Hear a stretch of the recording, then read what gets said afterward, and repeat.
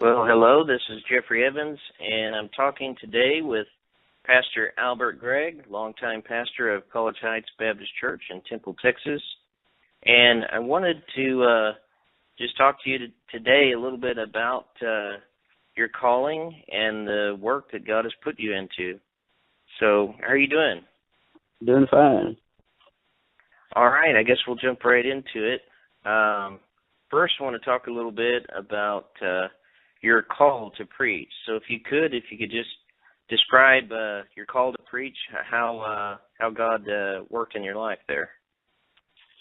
Well, as a teenager, I was sitting in the back with all the rest of them, kind of not really getting involved too much in church, and the Lord kind of began to convict me, so I moved up toward the front, and after a while, the Lord began to impress on me, and I at first really didn't know what it was about. I kept going to the front just about every service, and later on, I decided that the Lord was calling me to preach, and so I surrendered to do that.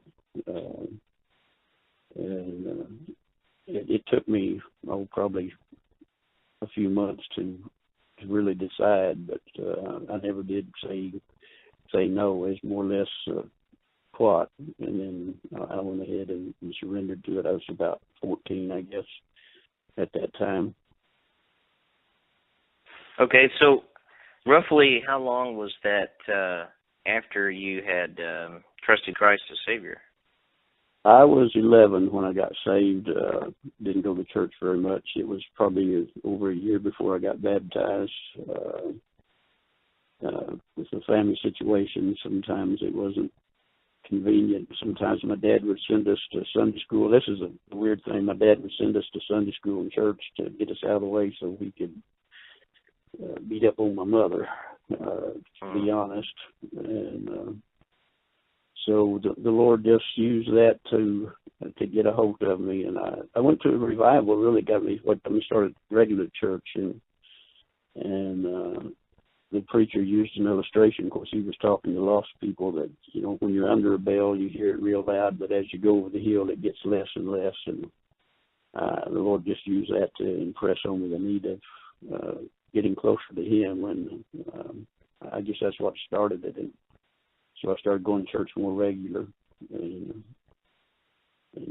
then that led to the call as a result.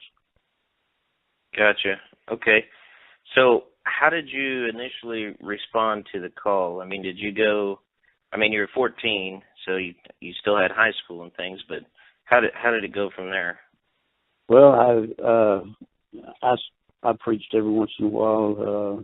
First time I preached, I probably didn't last 5 minutes, but my mother and dad both were there. They had divorced and were separated, but they both came. My mother made a profession of faith. Of course, Brother Hugh got up and he talked quite a while before he gave the invitation, and then he talked with my dad for a long time, and he wouldn't do anything. He never would respond or anything, other than a negative way. And I don't remember if my mother got baptized or not. It's been a few days ago, almost 60 years. Wow. It's amazing you've been in the ministry that long. Okay, so how long was it between getting that call around the age of 14 and getting into your first pastorate? It was in 1967 when I first became a pastor in Moore, Oklahoma.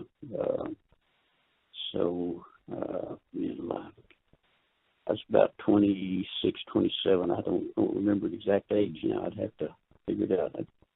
That'd be 26, come to think of it, yeah. Okay, so roughly 12 years? Yes, sir. Of course,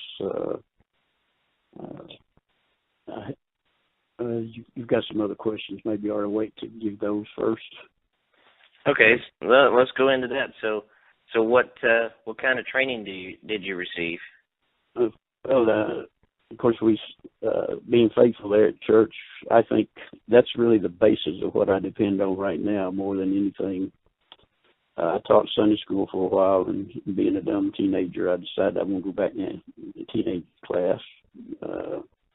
Well, really what happened, I took a class of 2 or 3 and built it to 10, and then when it came time for promotion, I was back down to 2, and it kind of discouraged me. It shouldn't have, but it did. So, and wanting to be with the other kids, I went back in the young people's class, and I learned quite a bit there, but I probably should have stayed teaching. And when I graduated from high school, I went to Bible school it took me 4 years to get 3 in. But I was working nights for a while, and I kind of got behind in my classes, and I dropped a semester. And of course, they told me, if you quit, you won't come back. And that's the best thing they could have done, because I'm a little bullheaded. I was going to show them I'd come back. And so I graduated in 63.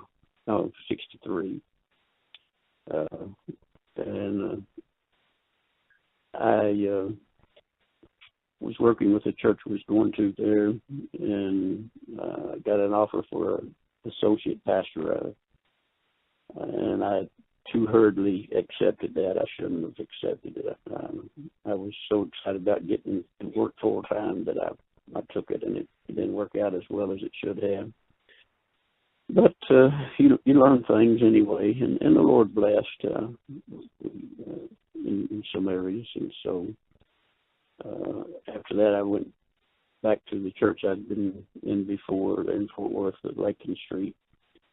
And on my day off from work, I'd go visiting with the pastor and things. And then in 67, the first of the year, I went to work at Beltline Baptist in Irving as an associate pastor. Took class running 8, 10, something like that, and got it up to averaging 25. But I wasn't building the church up enough to suit the pastor, so he decided I need to go somewhere else. And the church in Moore came open, and I went there in September of 67. And then, of course, I had, in working in various churches, I probably learned more in the church I didn't get paid to work in than I did the others, because the preacher would sit down and say, Albert, this is the way I do this. And that's really what a young preacher needs. The other pastor, he would say, I wish you'd do so-and-so or something like that, and I needed a little stronger hand than that. That was the first one. And the second one, his door was always open, but there was still, it was a matter of question and answer, or I'd like to do this. And then when I did do it, he let the Sunday school superintendent cut me off at the knees. So it was kind of weird. But by then, he was kind of ready for me to move on. And what I did, I revamped the Sunday school where it was a little better set up and stuff. Gotcha. So you mentioned that was valuable, the pastor that just sat you down and said, here's how I do some things. So looking back, was that the most valuable part of the training you received, or was it something else? Well, as a teenager, wherever Brother Hugh went, I went.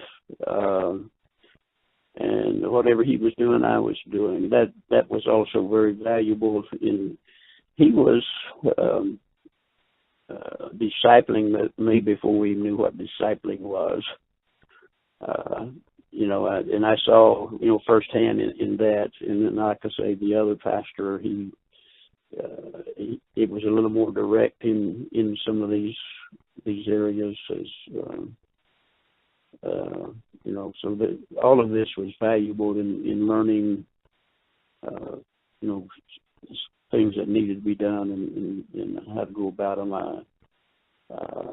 I remember with a guy at Lakin Street one time where he was visiting a family, and they'd just come into the church, and she said, well, can we start a class with the people that come out of another church? Another church had split, and several of them had come over there. And he said, well, let me think about it, rather than saying no, which was, something that inside I was screaming out loud. Or, I didn't say it out loud, but, inside I was saying, no, you can't do that. Because that would have been a church in a church. And he handled it very discreetly and very wisely. Of course, they never developed the class. So you just, if you're paying attention, you pick up things as you go along. Of course, I'm kind of dumb. Sometimes I got to be hit between the eyes before I learn them. But I think all of us could say something along those lines. So if you could change anything about that training that you had before you went into the ministry, what would it be? I don't know. What I got in Bible school, I really, it was beneficial. I don't know that maybe had I stayed at Duncan and worked with the pastor that it might have been more beneficial. I don't think I would have got the Bible side of it as quickly. Not that it wasn't there. Again, like I said earlier, what I depend on most is what I picked up as a teenager in teaching and in being taught. The church was a teaching church, and all of its preaching and Sunday school, and so there's a benefit in some ways. Of course, with the fellowship situations, when you go to school, sometimes you get married to the fellowships, and for a while I kind of stayed with it, but I also seen some other things that I won't go into that says that's not the way. It needs to be a total independent. Not that you don't fellowship with other churches. We had a great fellowship in Oklahoma with about 7 different churches in Oklahoma and Texas. Had a youth fellowship meeting with those same churches, and it was great. I haven't found that again anywhere. Wow, that is good. Yeah, I tried to develop something when I got here, but being a newcomer, I was a new kid on the block, so go away, don't bother me. Since it wasn't their idea. Interesting. Okay, so there are some 22 scriptural qualifications for the pastorate. So which one of those did you find the most difficult to meet or to keep as you went along? I don't. My computer went down here.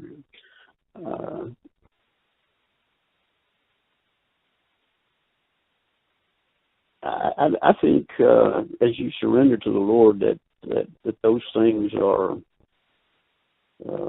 necessary. Of course, I think my biggest trouble was I liked working outside more, and I didn't study it as much as I should have in the beginning. So I guess that was my weakness, and still I can. I'm enjoying the physical stuff more than I do studying.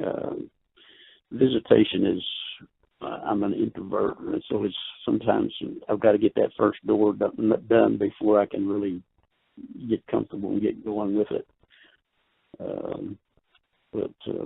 And things have changed over the years. People they're not as welcoming when you knock on their door uninvited or unannounced as what they used to be. So it's and the computer age has changed things quite drastically as well. And of course, I'm not as active in the visitation side as I once was, and I think the principle of going 2 and 2 is a good principle. Right now, I don't really have that partner to go out with. So, and a person can get into situations where that they have to be careful because of moral situations that can arise in visiting. So a pastor has to be careful there. in how he goes about some things. Yeah, definitely. God didn't put us out there as just one person all the at least all the time. He definitely wanted us to be in groups often. Yeah. Well, when I first got here, it was not unusual, and even in more, I would go visit the new move-ins by myself, but I never got off the porch. I never went in the houses or anything. I just talked to them at the door and things of that nature to keep down anything. And of course, there's going to be those make accusations where there's nothing. Simply because they think something happened that, the Lord has ways of protecting you there too. Even I know one time a lady had accused me, and I didn't know about it until it was all over with. And she made a mistake of telling an elderly lady in the church, and she said, "That's a lie." And of course, that knocked it in the head. And if people would deal with situations like that, that straightforward, it would be very beneficial, or at least would, check things out rather than start passing it around and around and around. Right, exactly. That lady was very, very wise when it came to that. She probably had more to do with my success than I did because she was a great prayer person. I didn't even realize it until later. She had my back when I didn't even know it. It was quite a bit later before I even found about what had happened. That's great. All right, so going back to, I know you kind of talked about this already, but could you just quickly summarize again the circumstances in which you became a pastor? Well, as the Lord called me to preach, and that was my desire to be a pastor, and then when the opportunity arose, I felt that was where he wanted me. And then, of course, when I came to Temple, if maybe I need to go to that one as well, I had resigned, and they had called another pastor, and I was without the job as far as pastoring or anything for a month. And I tried out here in Temple, and I tried out as associate pastor in Lawton, Oklahoma with Bethel Baptist in Forest Keener. And they both called me, and so I had a week of what do I do. But by about the middle of the week, it began to gel, and I decided I need to be in Temple. And after looking back over events, it would have been a catastrophe if I'd have gone to Lawton. The Lord always knows what he's doing, and of course we've had our ups and downs, but the Lord's been good, very good to us here. Wow, it's great.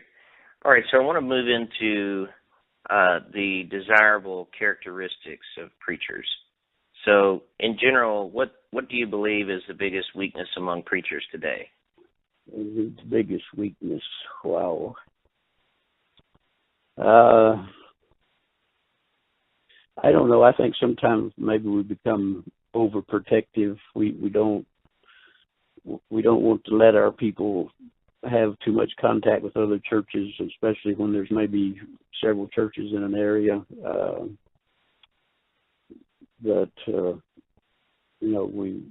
We become, can I say, possessive.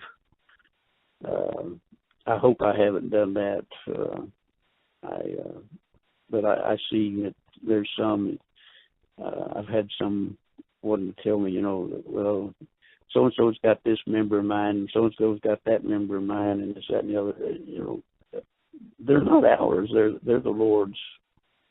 And sometimes there's a need to move around. I think a lot of times when there's problems in a church, people cut and run rather than work things out and fix them.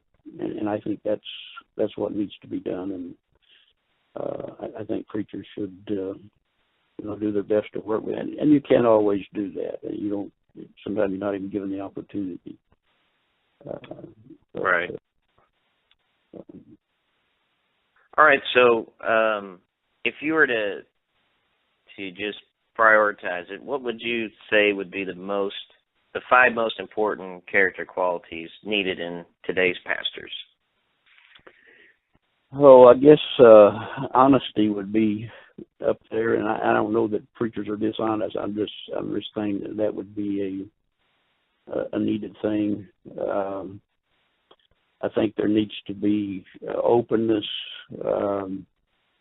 and yet there needs to be wisdom in what to be open with and what to, maybe just confide in a close friend or something or other. But I think whatever preacher is, he should be, he should be open, and people should know and understand him.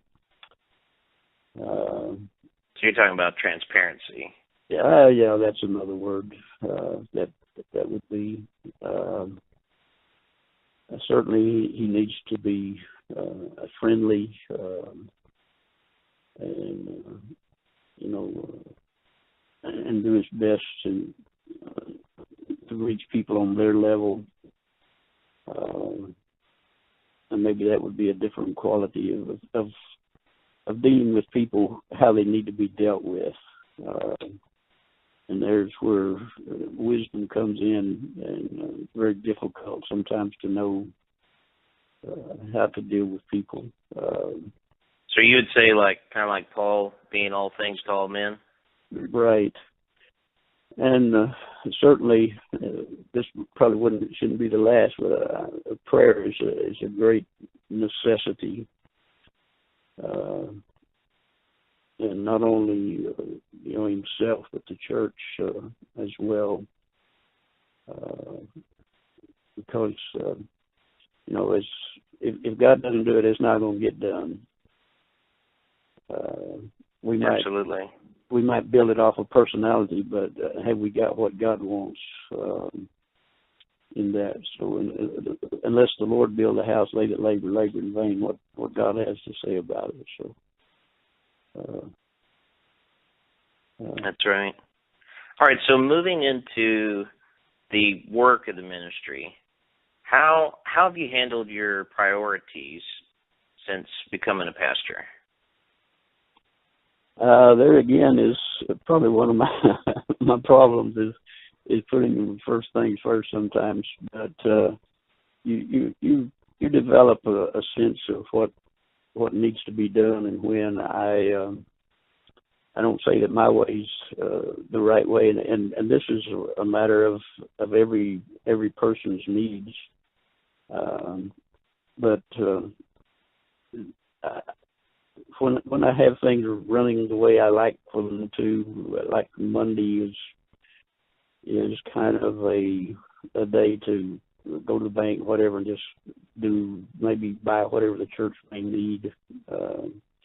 Used to Tuesday was a visitation day, depending on what's going on. Wednesday was a study day for Sunday school and Wednesday night, and then Thursday was another visitation day, and again depending on what's needed. Friday was a study day, and Saturday I like to do as little as necessary to be rested up for Sunday. And you have, and those things will change. You may have people in the hospital, or you may have situations that need dealing with, and so you have to be pretty well open to handle what needs to be handled as they come up. In other words, you can't just have everything just a rigid, where you don't have flexibility to deal with unexpected things that come up. Absolutely, and being a pastor, your people are going to need different things at different times, so I understand that. So what do you think has been the most difficult aspect of your ministry for your family? When things happen in the church that don't go right, that's been the most difficult things for them.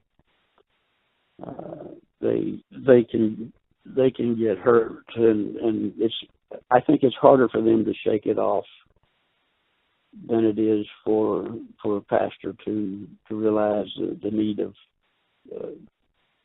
going on and doing whatever the Lord leads in those matters. Again, if there's difficulties, sometimes preachers cut and run. I was talking about church members earlier, but sometimes when problems arise, they take off. And so they leave that problem for somebody else to deal with. And so dealing with problems is hard on me. I don't know about other people. Some people are more forward in confrontation when it has to be. But the family, I think, are more vulnerable. Of course, people have expectations of them, and not that they shouldn't necessarily, but sometimes I think they demand something out of them that they wouldn't demand out of anybody else. And, so it makes it difficult on them. They're kind of in a fishbowl, I guess you'd say. Everybody's watching. I got you.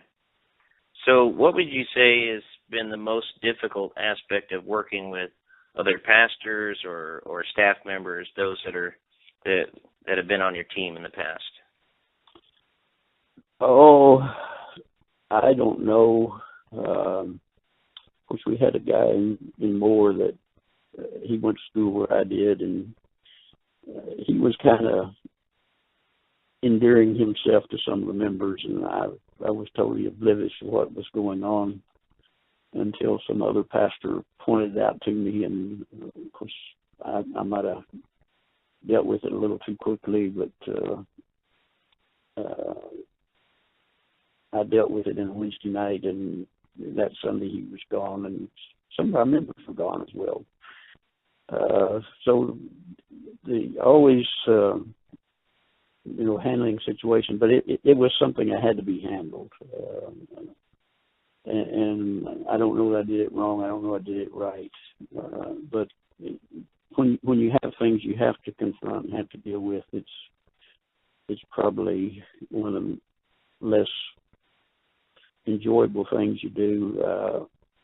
Other pastors, I like fellowshipping with them. If they want to fellowship with me, fine. If they don't, that doesn't bother me.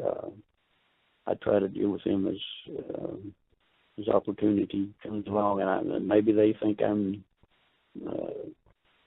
too selfish or something. No, that's not the right word, but not as sociable as I should be. I don't know. I don't. If preachers come by, whatever I'm doing, I stop and visit with them. I learned that by observation as well, and if I want to, I'd like to have the opportunity to go visit with them as well. But sometimes you don't have that opportunity. You just go with whatever's needed, I guess. Got you. I know we kind of went through your week there on a previous question, but do you have a daily routine, and if so, could you kind of give us a broad outline? Well, now on Mondays I do go to the bank and stuff. Like I said a while ago, I'm printing for Brother Martin on Mondays. We've done a couple of tracts since, a couple of booklets, and got the ladies coming over and helping fold and things like that, and pack and box the tracts and when as they're ready. And Tuesday I usually take and work at home mowing grass and stuff. Now my son, his back's bad, so he can't mow. We got quite a bit we do. So then Wednesday I usually try to study and do whatever is needed, like we need to buy something or something. If I don't get it done on another day. And Thursdays, I've been working the churchyard here. I know this really sounds exciting and spiritual, but it's stuff that's got to be done. And people look at a building, they look at the grounds and things of that nature, and it's part of the testimony of the church. So we're trying to keep it looking decent, and we're getting in a lot better shape than what it was. And Fridays I try to study, and Saturdays, if I can, I like to relax with it. I'm alert on Sunday for preaching and things of that nature. Right now, with no more people than we have, and it seems like the visitors, it's hard to get a time I can even visit with them. Sometimes even getting them on the phone is very difficult. But I like to try to visit, where there is an opportunity and a need, whenever that arises. So when you mention your studying, is that do you include your prayer time in that when you say study? I didn't. The first thing I do when I get up in the morning is I read my Bible and normally have a prayer time. A lot of times on Wednesday and Friday, I will wait until I get here to really get involved in prayer. And something I didn't mention, on Sunday, I usually get here around 6, 7, and go over the Sunday school and the morning message, and then I'll come back around 4 and bone up on the Sunday evening message and get ready right away. So there's more preparation than just Wednesdays and Fridays. When opportunity arises, I like to go to some fellowship meetings or conferences and be exposed to new ideas and listen to other preachers preach and things of this nature as well. Of course, that's not a weekly thing, but it's something that I do enjoy getting to do at times. All right. Well, I think we're down to the last question here. Do you have a pastor or maybe 2 or 3 pastors that you look up to? And if so, who are they? Well, most of them that I looked up to are gone. Of course, I look up to Brother Martin. He's been quite a missionary, and I enjoy being with him and spending time with him. Joe Hawking is a man I fellowship with quite a bit up in Oklahoma City when we were at Moore, and he's he's one of these quiet, easygoing guys that I enjoyed being around, and yet when he gets in the pulpit, he gets with it, and I look up to Brother Hudson. I haven't known him very long, but I really appreciate him and what he's doing. That don't mean I agree with everybody and everything that they do, but there's qualities in those men that I admire and look up to. Getting to know Brother Turner a little more and more, I enjoy him. All right. Well, I do want to ask one more question. If you were,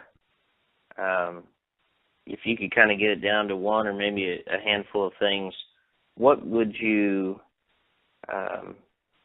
say or want to teach or impart to a young preacher that's coming up? I think that if he is willing to just be faithful, regardless of what comes, and it's going to be the good times and there's going to be the bad times, and sometimes the good times are the times that it's the easiest to become slack or to become relaxed and not. I don't know if those are the good words, but we need to be vigilant and faithful. The Lord doesn't even say for us to be successful. He says for us to be faithful. It's required in the stewards that a man be found faithful. And you know, there's things that I certainly would have changed in my ministry if you could go back, but you don't get to go back. But hopefully you learn from them and move forward. There's, I don't think there's any place to quit. I think sometimes as we age, we may have to change what we do. But, you know, as long as we're physically and mentally able, we should continue and do the very best that we know how. I think God blesses that. Well, all right. I thank you very much, Pastor Albert Gregg of College Heights Baptist Church there in Temple. Thank you so much for being with me and for taking the time to answer these questions. Well, you're welcome, and thank you for thinking about me. I hope I give some